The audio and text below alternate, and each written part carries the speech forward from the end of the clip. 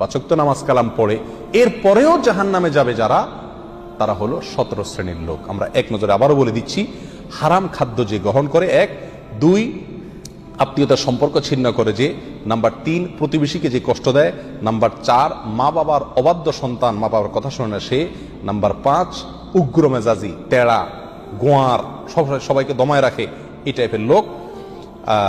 Number 6 অধীনস্থদেরকে, প্রজাদেরকে, যে সমস্ত শাসকেরা, যে সমস্ত রাজারা, যে সমস্ত রাষ্ট্রপ্রধানেরা, সরকার প্রধানেরা বা যে যে লেভেলে আছে সে তার প্রজাদেরকে ধোঁকা দেয় যে তারা।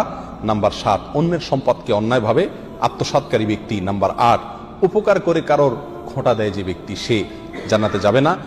নাম্বার 9 চগলখোর ব্যক্তি জান্নাতে যাবে না, মানুষের পিছনে কথা লাগায় বেড়ায় একজনের আরেকজনের কাছে।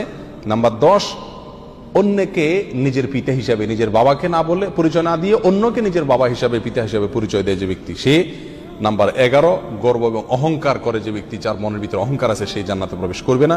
নাম্বার 12 রাসূলুল্লাহ সাল্লাল্লাহু আলাইহি সাল্লামকে যে ব্যক্তি ফলো করে না, তার নির্দেশকে মান্য করে না, সেই ব্যক্তি।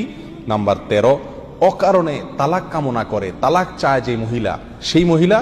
নাম্বার 14 দুনিয়াবী উদ্দেশ্যে যারা এলেম শিখে, কোরআন হাদিস শিখে, এলেম অর্জন করে, আলেম হয় দুনিয়াবী উদ্দেশ্যে, দুনিয়ার কোনো ধান্দায়, আল্লাহকে খুশি করা ছাড়া অন্য কোনো ধান্দায়, তারা।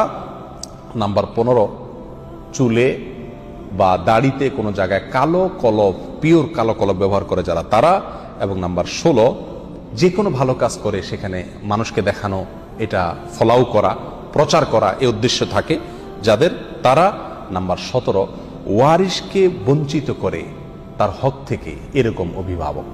এই শ্রেণীর লোকেরা মুসলমান হয়েও জান্নাতি হতে পারবে না। আল্লাহ তাআলা আমাদের সবাইকে এই দুর্ভাগাদের তালিকা থেকে আমাদের নামগুলোকে বের করে আনার তৌফিক দান করুন।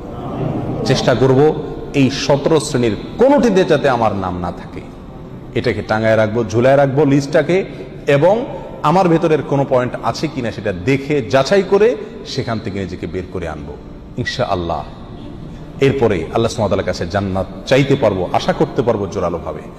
আল্লাহ সুবহানাহু ওয়া তাআলা আমাদের সবাইকে আখিরাতে কিয়ামতের দিন একেবারে ফার্স্ট চান্সে, প্রথম চান্সেই জান্নাত যেন আমরা লাভ করতে পারি, জাহান্নাম থেকে মুক্তি নসিব যেন হয়, সেই তৌফিক দান করুন।